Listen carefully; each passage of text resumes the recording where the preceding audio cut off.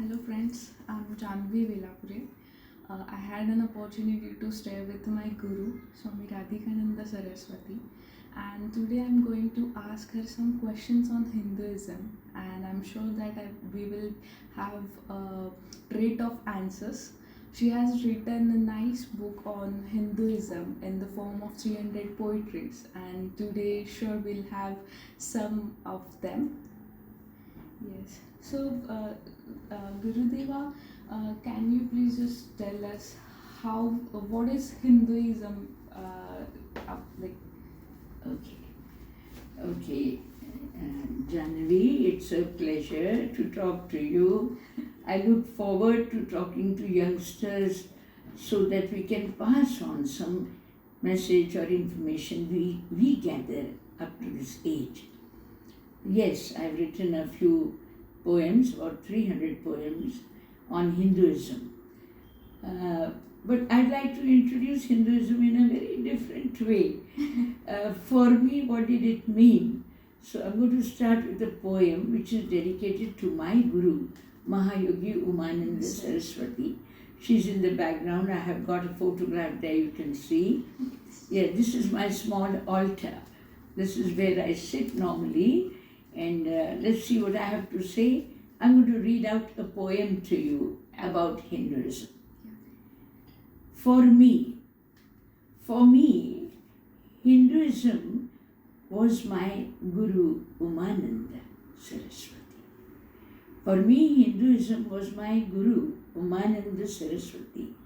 So her path for me was Hinduism. Her saffron robes meant Hinduism. Her Rudraksha meant Hinduism.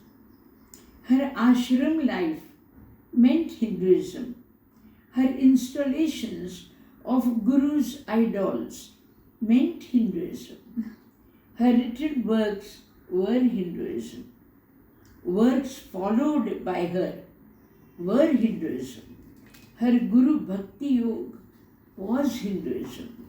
Her school of thought taught me Hinduism. Her school of thought taught me Hinduism. For me, Hinduism was all that my Guru Umananda projected.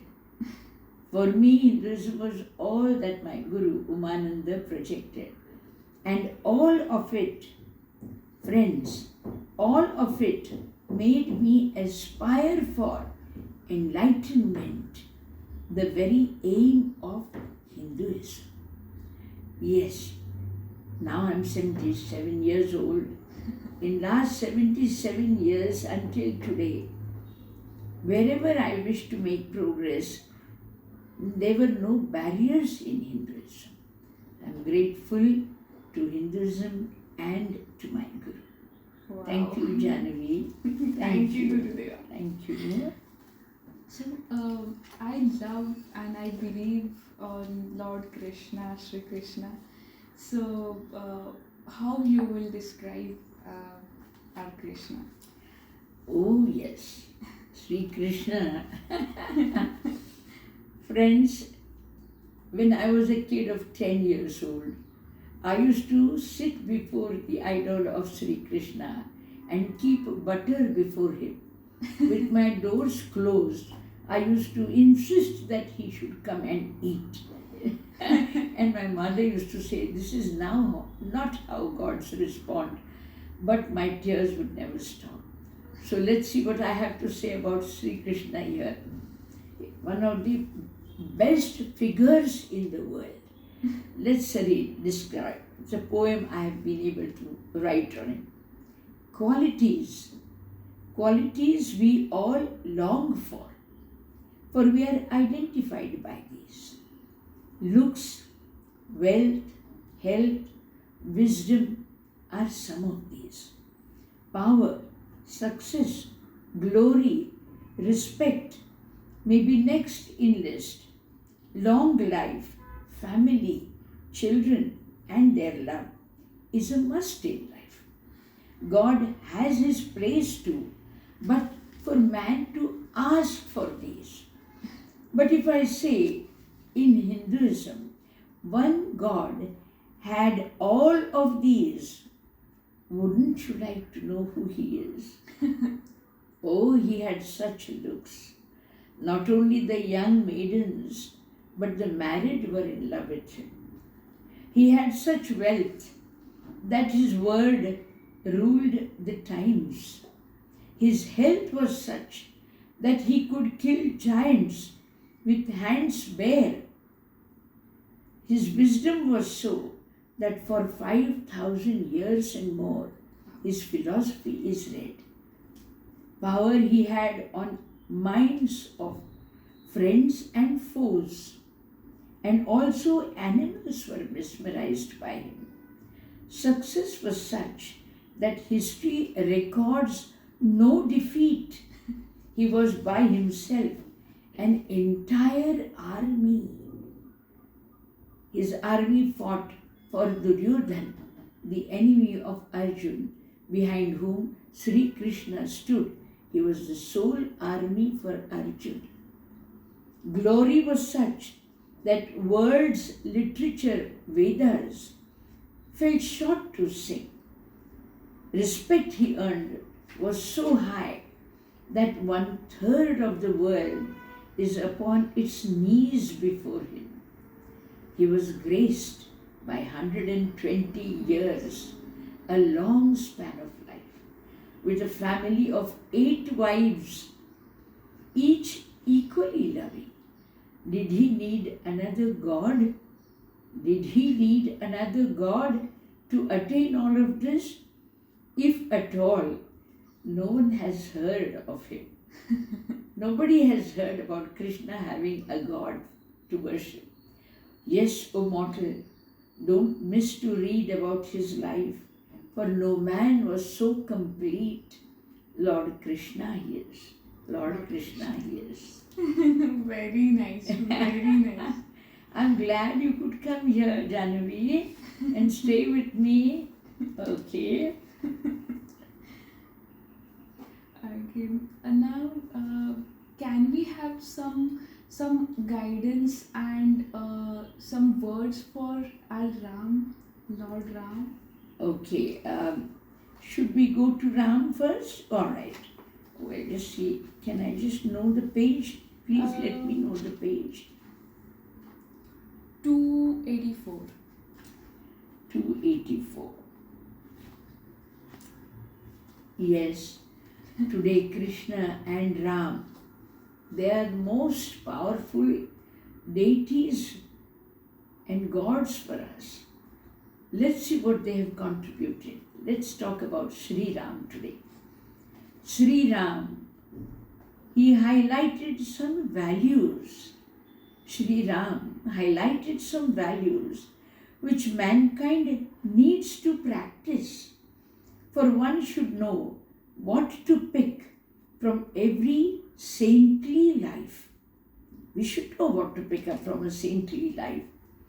Obedience to parents and placing subjects, that is people of his kingdom, before himself. Being a prince were his great qualities. Forgiving those who wronged, fighting for the right, leading a life of an ascetic with ideals. He lived by holistic plan, not by his designs.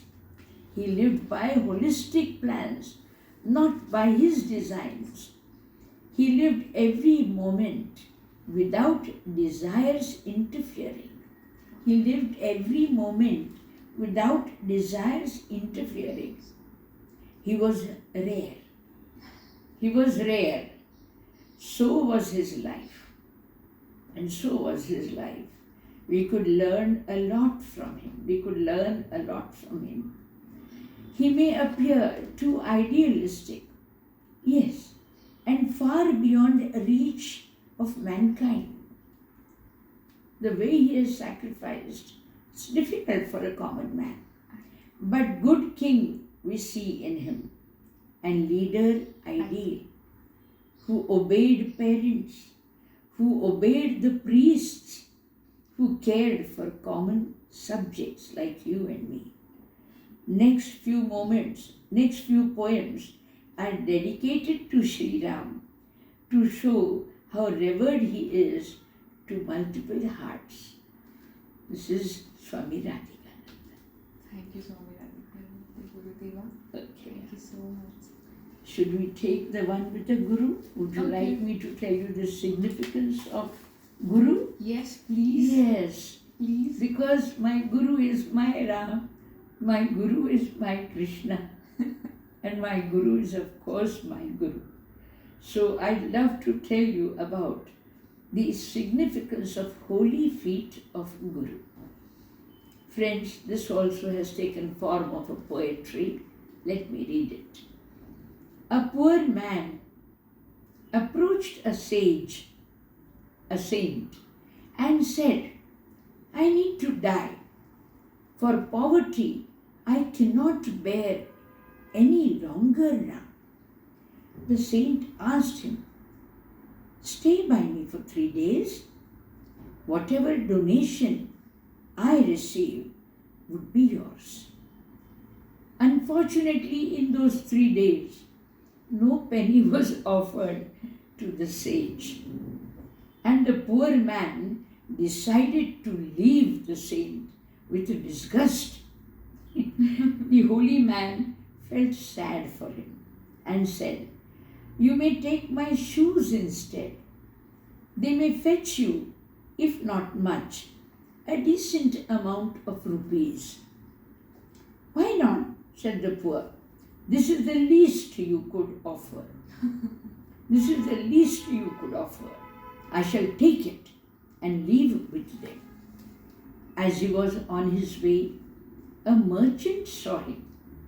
He asked the poor man the address of the holy sage. The poor man said, saintliness has little to do with the sage. He may just need some money. I have left him bare. The merchant said, you have his shoes. Will you exchange those shoes for my merchandise?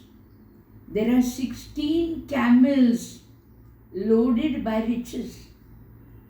The poor man parted happily with the shoes, and the merchant found his way to the sage. The poor man exchanged the shoes and took the merchandise. The saint saw his very shoes in the hands of the merchant and asked, how much did you pay to the poor man? How much did you pay to the poor man? The merchant said, just a few camels loaded with riches. The holy saint said, hear me, friends. The holy saint said, you bought them pretty cheap. The holy feet would have cost more than 16 camels loaded by the riches, and that the young little man, poor man, had got in exchange. Hinduism gets interesting every minute, every day, to show the significance of holy feet compared to material wealth. That is how high I place my Guru, Mahayogi Umananda Saraswati. It is because of her I have been inspired by these poems, and if she allows me, I shall have all 300 before you on these YouTubes. Yes, Thank you. yes. Thank you so much. Sadgurunath Maharaj ki jai, Mahayogi Mahayogi Swami Umananda Saraswati ki jai. Swami Radhikananda Saraswati. God bless you.